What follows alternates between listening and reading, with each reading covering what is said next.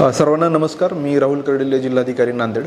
सर्व शेतकरी बांधवांना खरीपसाठी मी आवाहन करतोय. आपल्याला सगळ्यांना कल्पना आहे की यावर्षी अल निनोच्या प्रभावामुळे पाऊस कमी होण्याची शक्यता आहे. त्यामुळे आपल्याला जी सोयाबीनची पेरणी आहे प्रामुख्याने ती BBF म्हणजे रुंद सरी वरंबा पद्धतीने किंवा बेडवर टोकन पद्धतीने करण्याची आपल्याला गरज आहे. त्यामुळे आपल्याला वॉटर रिटेन्शन कॅपॅसिटी आहे, म्हणजे कमी पावसामध्ये पण आपलं पीक चांगल्या पद्धतीने या प्रणालीमध्ये येऊ शकतं. त्यामुळे हे सगळ्यांना आव्हान आहे. दुसरी गोष्ट, बियाणांचा वाढता खर्च लक्षात घेता घरगुती बियाणांचा आपण वापर करा. त्यामध्येही आपण पेरणी करण्यापूर्वी उगवण क्षमता चाचणी 100% सगळ्यांनी करा. कारण बऱ्याचदा पावसाचा खंड पडल्यानंतर किंवा मोठा ब्रेक जर झाला आणि आपली उगवण क्षमता चाचणी जर केलेली नसेल आणि पीक आपलं फेल्युअर झालं तर आपल्याला दुबार पेरणीचं पण संकट आपल्यावर येऊ शकतं. त्यामुळे अत्यंत सोपी चाचणी आहे, ही सगळ्यांनी टेस्ट घरच्या घरी करा. दुसरी गोष्ट, बऱ्याचदा आपण विकत जेव्हा बियाणं घेतो आपण ते ऐनवेळेला घेतो आणि लगेच पेरणी करतो. किमान 7 दिवस आधी आपण बियाणं खरेदी केलं पाहिजे, जेणेकरून आपल्याला उगवण क्षमता चाचणी आपल्याला घरच्या घरी करता येईल. तर हे महत्त्वाचं आपण सगळ्यांनी लक्षात ठेवा. दुसरी गोष्ट, आंतरपीक पद्धतीची आपण लागवड जर केली तूर आणि सोयाबीनचा तर आपल्यालाही यामध्ये चांगल्या पद्धतीचा फायदा होऊ शकतो. हे पण आपण लक्षात घ्या.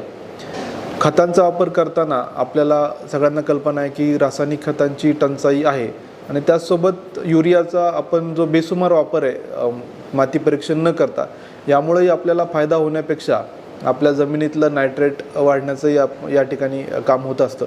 त्यामुळं आपण जे रायझोबियम आहे, ॲझोटोबॅक्टर आहे, हिरवळीचे खतं आहेत किंवा नॅनो युरिया आहे, नॅनो DAP आहे, यासारख्या खतांचा वापर करा.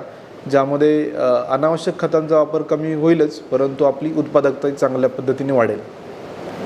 पुढची गोष्ट म्हणजे आपल्याकडं फार्मर कप चळवळ मोठ्या प्रमाणावर चालू आहे. 778 गट आपल्याकडं झालेत आणि या गटांनी जी SOP दिलीत, डिजिटल शेती शाळा ते घेत आहेत, तर याचा 100% पालन करण्याचा आपण प्रयत्न करा. त्यामुळं आपल्याला फायदा होईल. त्याचसोबत कृषी विभागाने जे लॉन्च केलेलं महाविस्तार ॲप आहे, हे मोठ्या प्रमाणावर आपण डाउनलोड करा. याच्यामध्ये सगळ्या प्रकारची माहिती आपल्याला मिळू शकते, इझिली मिळू शकते. त्यामुळे ते पण एक आव्हान आहे. आणि आता इथून पुढच्या काळामध्ये सगळ्या स्कीम्स या ॲग्रीस्टॅगशी लिंक झालेल्या आहेत. अजूनही आपल्याकडं 20% शेतकऱ्यांनी साधारणतः ॲग्रीस्टॅग फार्मर ID काढलेला नाही आहे.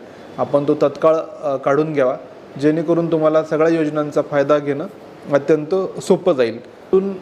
पुढची महत्त्वाची सूचना आहे की बऱ्याचदा लवकर पेरणी करण्याची टेंडन्सी आहे, त्याला धूळ पेरणी म्हणतात. त्यामुळं पेरणीची कुठली घाई करू नका. 80 mm ते 100 mm पाऊस झाल्यानंतरच आपण पेरणी करा. 3-4 सेंटीमीटर खोल आपली पेरणी झाली पाहिजे.